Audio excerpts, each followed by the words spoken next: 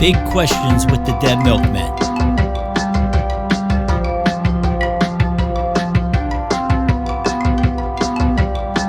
Today's big question is, of all the places you have ever lived, which were your favorites and what did you like about them? So I've lived 14 different places in my life, including if you count the dormitories in Temple University as a place to live. I moved a lot, more than I probably would have liked to, but every place I eventually moved to, I eventually got used to and liked, except for the dormitories. But I won't talk about them ever again. Rather hear about them. It was a lawless society. Would you like to hear about the dormitories? Yeah, it was a lawless society. Yes.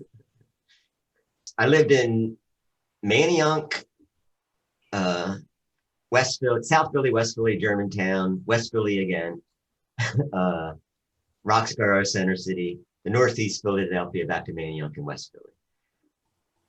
My favorite place to live, though, was a place in West Philly on Buckingham Place.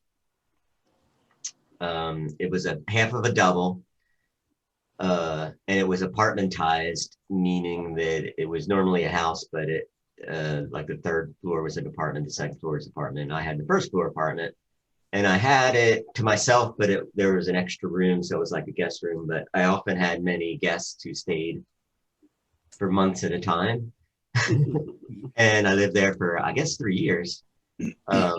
My friend Seven lived there for a while. John Peter lived there for a while from Plesiosaur.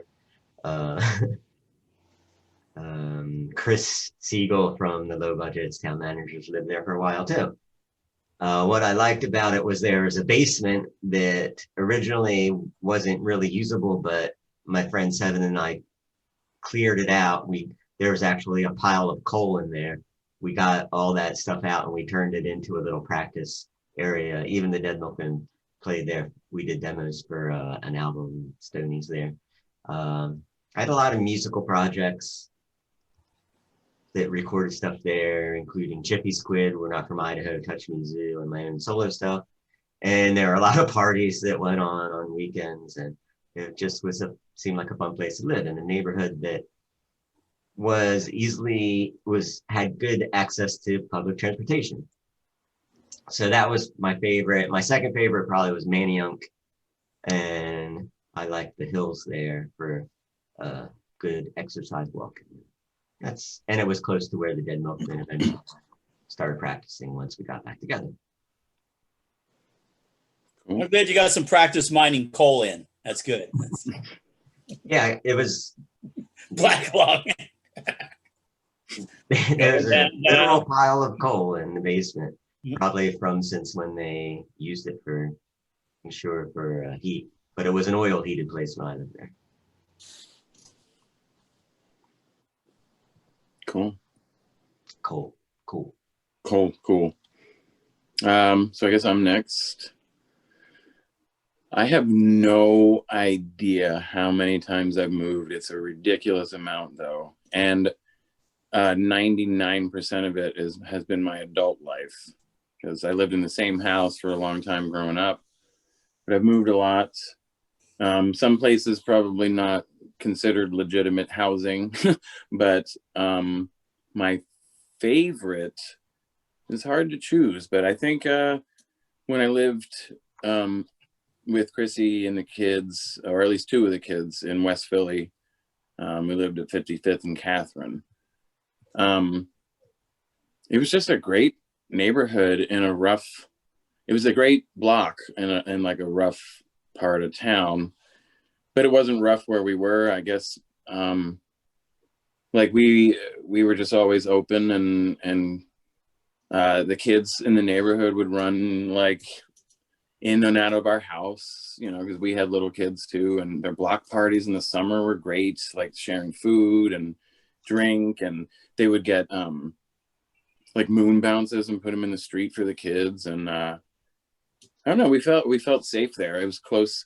I could take either the trolley or the L I was working, had the wife and kids, started playing with you guys like more often. And I was like, hey, you know, this is cool. And the house was really cool because those old West Philly houses, this was a 4-bedroom and the 1-bedroom was really tiny. So Chrissy and I just had like a bed and a bookcase in that room. But it had a basement. It had like a concrete backyard. Yeah, it was just cool. And, you know, it's that neighborhood's getting a little nicer too, I think. But you had the full house. You had a whole house, right? It was a whole house. It was $800 a month too. Philly rent. Yeah. It was ridiculously great. And I had that organ there too that my cousin gave me. Oh yeah, I played that organ before. Yeah. I bet you did. Was waiting for it.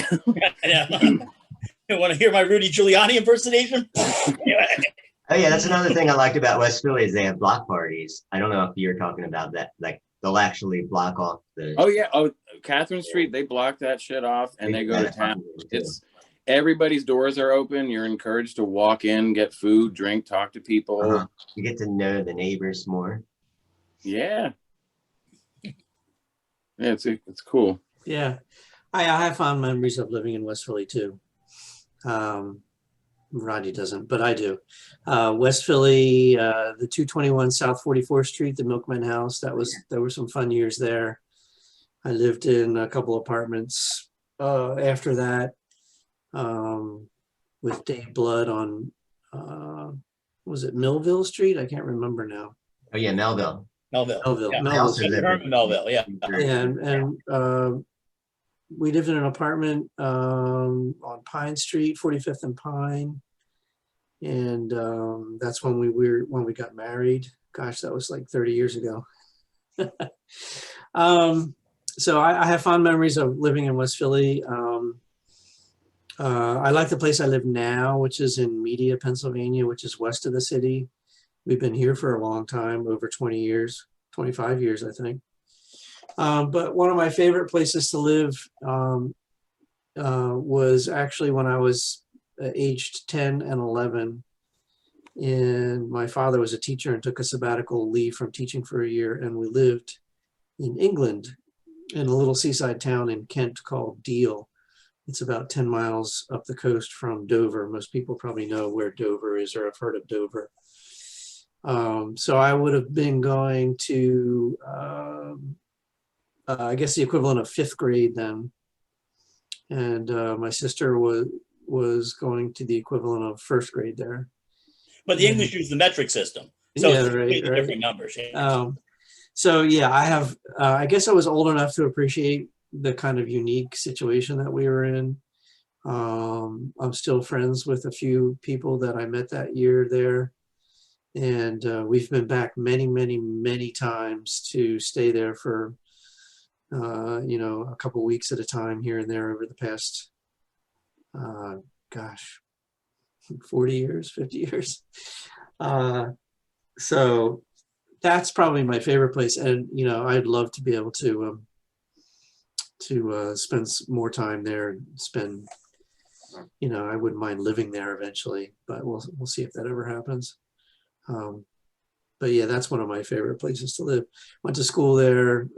It was right by the English Channel, basically got to play by the seaside every day.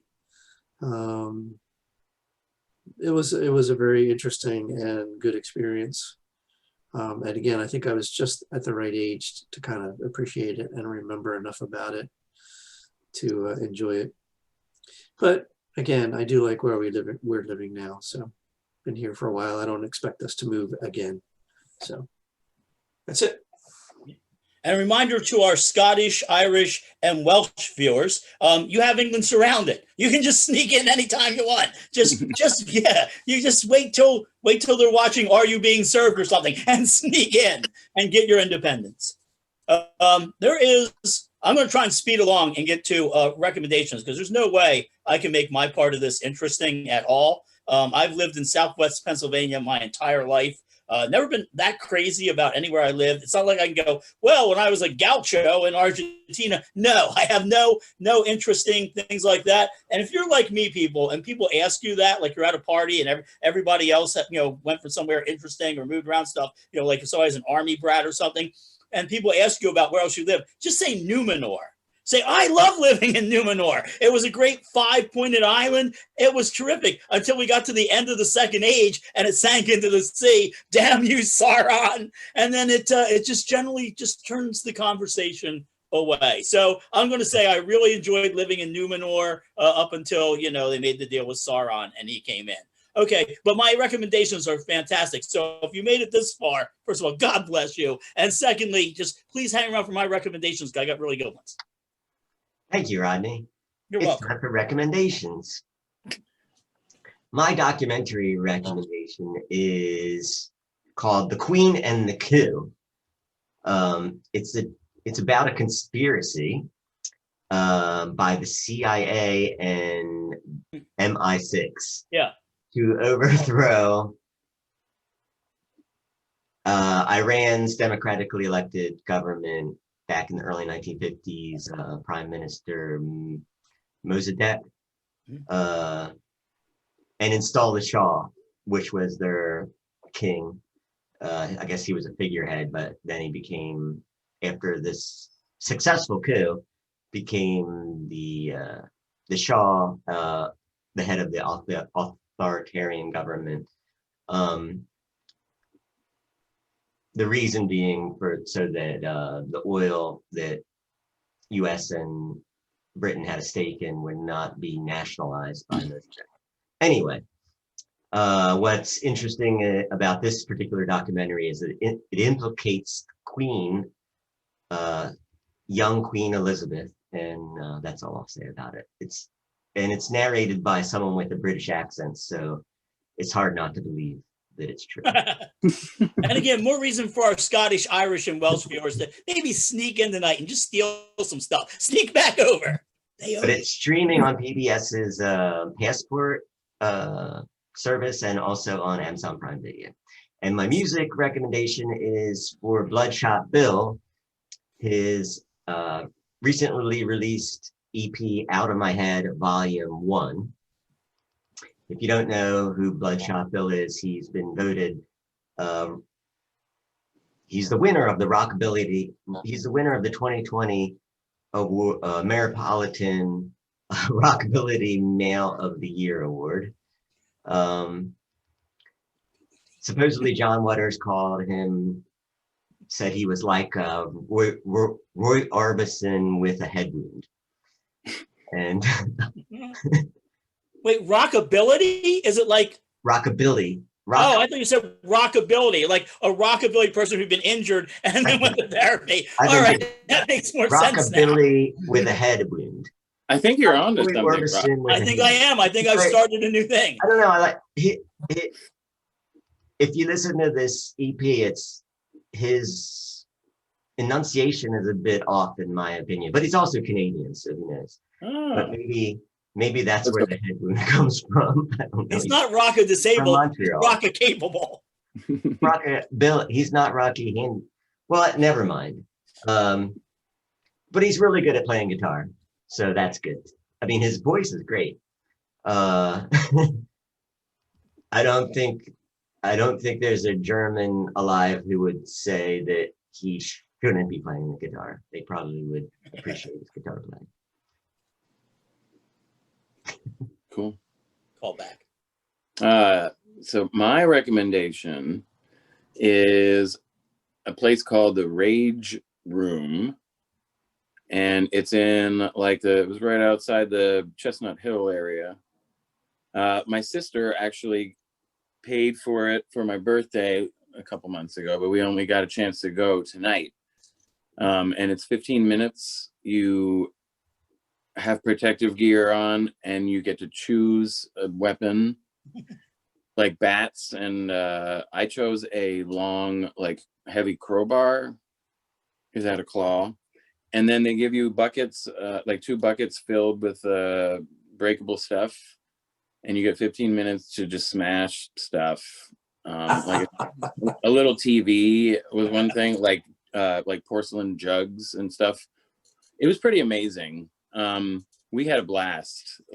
And then they say, what genre music would you like to be playing? And we both said at the same time, punk. Just because we were like, all right, it's gonna be loud. They give you noise canceling headphones and stuff. And what was great is the ladies that worked there were the best. They were awesome. They were like shouting stuff at us. Like I had there was a scooter that I was destroying, and she was like, I don't want to see any wheels on that when you're done. And I was like, all right, I'm gonna get them all off. I got all them off too. So that's my recommendation. Rage Room. We'll have a link. I want to open a leather bar called the Rage Room. Just, it could be awesome. Same rules. We'll give you the same stuff: blood, baseball bats. Well, they also, I don't want to spoil anything, but they also have a deal where you can smash a car up. It's much more expensive. I think you're allowed to BYOT too. Bring your own trash to smash. So, yeah, that's my recommendation. I don't know. That's going to be hard to beat. I really don't have any tonight, other than I continually will urge you and recommend that you wear a mask and be safe and take care of yourselves. This is not over yet. We've got a few more months to go at least. So please take care of you and your loved ones and wear a mask. That's it. Okay. All right. First I'm going to start off with recommendations, and this is going to be odd for me. There's going to be 2 Christmas songs. And if you know me, I hate Christmas and I hate Christmas music. Melania Trump's only been right once in her life when she said, nobody gives a fuck about Christmas. I hate Christmas, but I love these. The first one is called Joy to the Wham, Last Christmas Tore Us Apart. This is actually by Alex Reed. And most of you are saying, Alex Reed from Seeming. Some of you are saying, I'm saying it. It's Alex Reed from Seeming. And I write a lot of songs, so that's all that matters. And it is Wham's Last Christmas done, mixed in with Joy Division. And it is glorious. I can't stop walking around the house singing. It's like, last Christmas, love tore us apart, but the very next day, the new dawn fades. This time of year, in this atmosphere, I walk away in silence. It is brilliant. And Alex is a very serious musician. So this isn't like this weird Al Yankovic stuff. You're like listening to it going, this is absolutely brilliant. The other thing I'm recommending, the other song that goes with it, is a song that he did this year. That one was from a couple years ago. I just kind of found it, but this is from this year's, and he's calling himself 1000 Ho-Ho DJs, and it's every day it's Christmas. It is basically Ministry's Every Day is Halloween done with Christmas lyrics, and it is as good as you can imagine. These things are like, I put them on. I normally don't laugh at this sort of stuff, but this is so well done. I'm just like, wow. It's like, why can't I live a life of glee? I mean, it's just, yeah. So I heavily, heavily recommend those 2. We'll have links. Please check those out, because if you get down at any point, they will cheer you up. All right. So moving on, my final recommendation. Dean talked last week about woodworking. This right here is the Black & Decker saw that I've had since I was 13 years old. And that's not so much what I wanted to show you. What I want to show you is this. If you've got something like this, what you need to have, and you've got to make sure you need something like this. You need safety goggles. Please listen up. These are pretty cheap. If you want to go forward, I've got safety glasses. If you want to get those. Joe and Dean were with me one time down in DC when I decided to saw through a board without any eye protection. And I scratched my cornea. I'm lucky that's all I did. And they gave me a lot of good drugs for the pain. That was nice. But the thing was, I was sort of like newly broken up, and there was a young lady who was coming down to the show I was interested in, and I had a big high fat. So you can imagine how that date went. So please, seriously, you can pretend you're in Devo or whatever, but you do any work, please, please, please. Take it out my eye. Please make sure you have some eye protection. I'm Aquaman.